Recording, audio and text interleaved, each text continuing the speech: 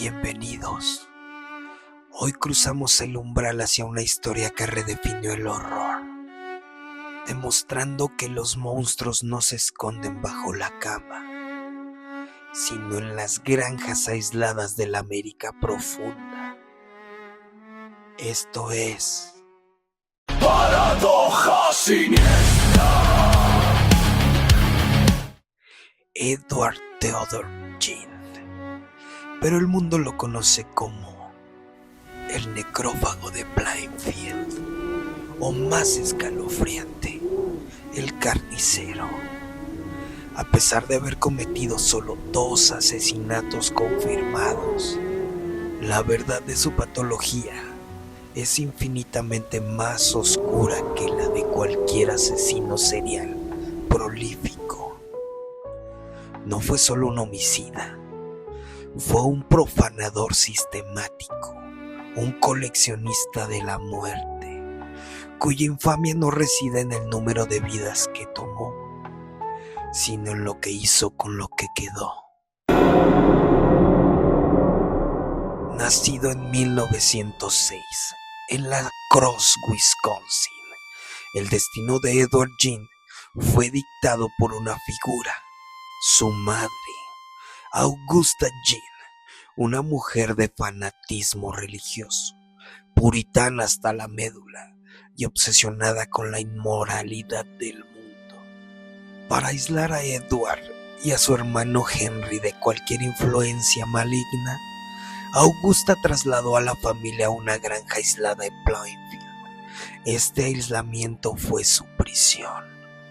Edward Jean creció bajo un yugo de represión social y seducción total, con su madre como la única autoridad, la única mujer en su universo.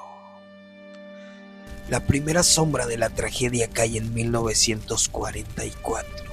Su hermano, Henry Jean, muere en un incendio en la granja. Aunque se clasificó como un accidente, hay detalles cruciales que no debemos omitir.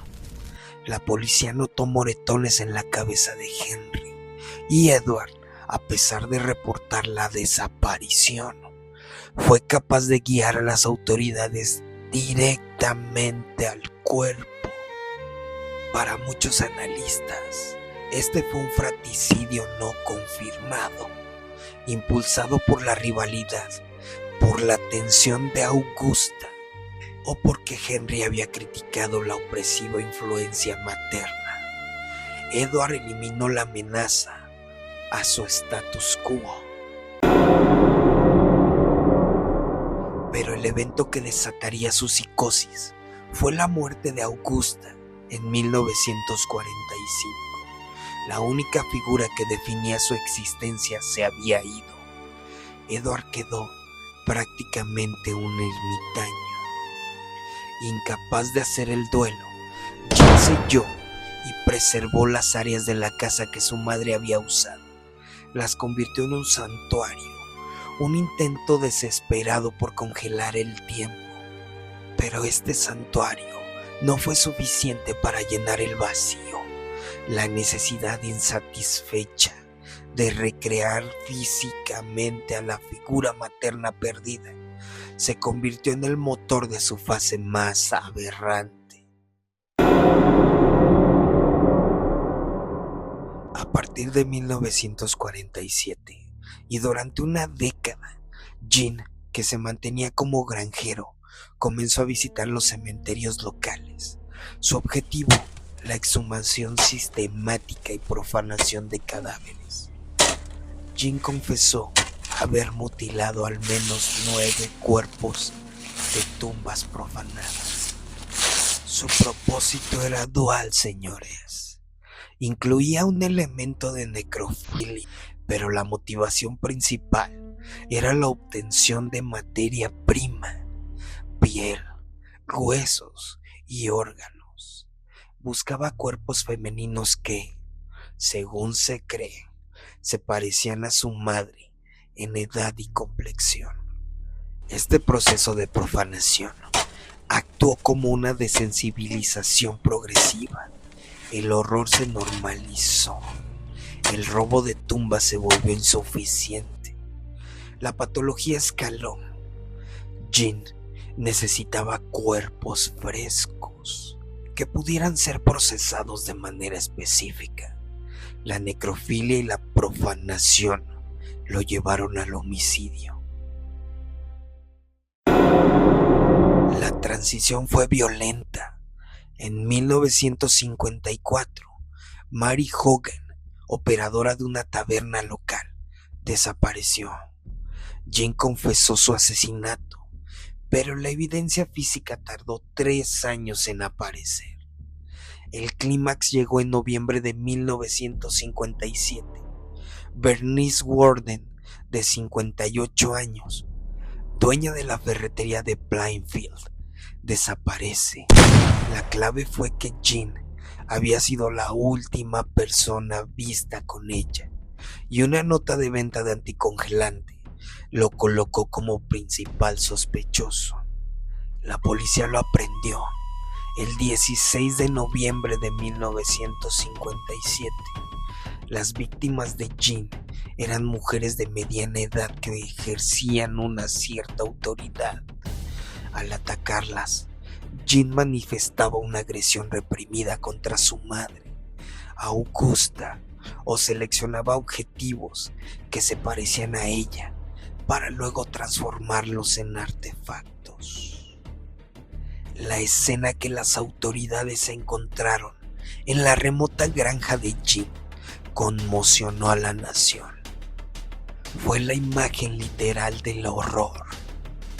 En el cobertizo estaba el cuerpo de Bernice Worden. Había sido disparada, decapitada, eviscerada y colgada de los pies, como un ciervo. Una inquietante transferencia de las habilidades de carnicería rural aplicada en un cuerpo humano. Una deshumanización total. Pero lo peor estaba dentro de la casa. Jean había integrado los restos humanos en su vida diaria, transformándolos en objetos utilitarios y decorativos. Esto incluía la cabeza de Mary Hogan, desaparecida en 1954. El inventario de atrocidades era el siguiente: sillas tapizadas con piel humana, cráneos humanos usados como cuencos, lámparas y cajas hechas con huesos y partes corporales, máscaras faciales hechas de piel humana, trofeos de identidad.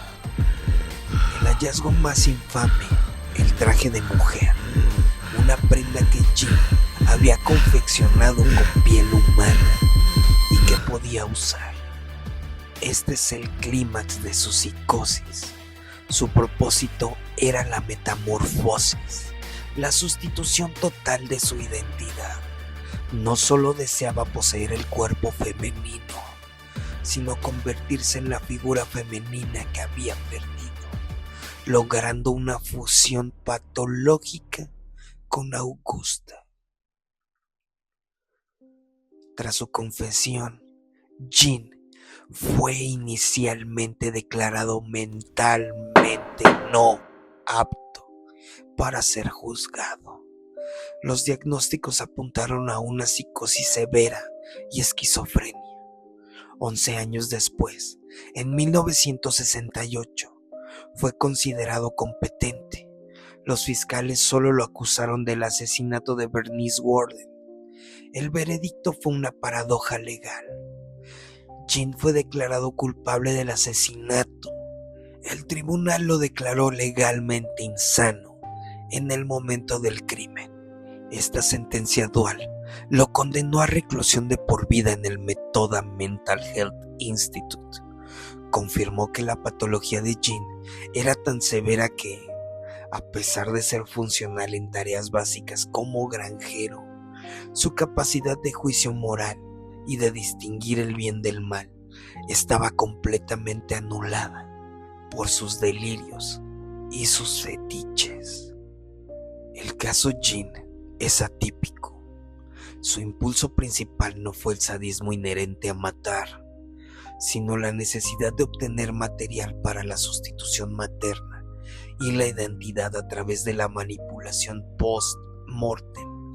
El asesinato fue un medio, no el fin. Un medio para asegurar el material para su proyecto psicótico. Y el horror, mis amigos, no terminó en Plainfield. Su historia visceral transformó el género de terror, elevándolo a los horrores psicológicos basados en el true crime. La historia de Edward Jean es la fuente de inspiración directa para villanos icónicos. Norman Bates, de Psicosis, la fijación asesina con la madre dominante y la patología de vestirse con ropa femenina, una adaptación directa. Leatherface, de La Masacre de Texas, el aislamiento rural, la carnicería aplicada a humanos, las máscaras de piel y los restos como decoración doméstica. Buffalo Bill, del Silencio de los Inocentes, el asesino que desuella mujeres para crear un traje de mujer para sí mismo, una referencia explícita al traje de piel de Jean. La influencia de Jean perdura porque sus crímenes proporcionaron una combinación rara, horror psicológico, sexual y físico, demostrando que la atrocidad máxima podía surgir del aislamiento profundo y la patología psiquiátrica. Edward Jean pasó el resto de su vida en instituciones. Murió el 26 de julio de 1984, a la edad de 77 años. Fue enterrado en la parcela familiar del cementerio de Plainfield, junto a su madre y su hermano. Pero incluso en la muerte, el morbo persiste. Su lápida fue objeto de vandalismo y finalmente fue robada en el año 2000. Aunque fue recuperada, las autoridades tomaron una decisión final y simbólica. La tumba fue dejada sin marca. Este acto final de profanación póstuma, perpetrado por el público, subraya la persistencia de la leyenda. Edward Jean, el hombre que profanó a los muertos para recrear una vida, terminó su existencia en una tumba anónima. Una ironía, una paradoja siniestra que cierra el círculo de su aterradora historia. La historia de Edward Jean nos recuerda que la mente humana puede ser el lugar más aterrador de todos. Gracias por acompañarnos en este descenso. Y antes de que se vayan, recuerden esto. Jean fue un vecino funcional, un granjero, el hombre silencioso de al lado, aislado sí, pero no invisible. La maldad suprema no siempre se esconde en los callejones oscuros. A veces reside en la casa remota al final del camino, o quizás justo al lado de tu cerca. Siempre hay un vacío que no sabes qué clase de monstruo está intentando llenar. Nos vemos en la próxima Paradoja Siniestra. Bajo la luna carmesí, siento las voces llamar. Antigua magia fluye aquí, no puedo más que escuchar.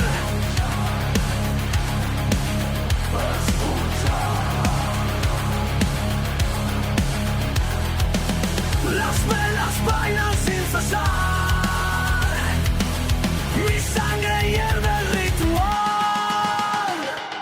Ven a mí, poder ancestral. Paradoja siniestra, mi entre fuego y tiniebla, la bruja despierta.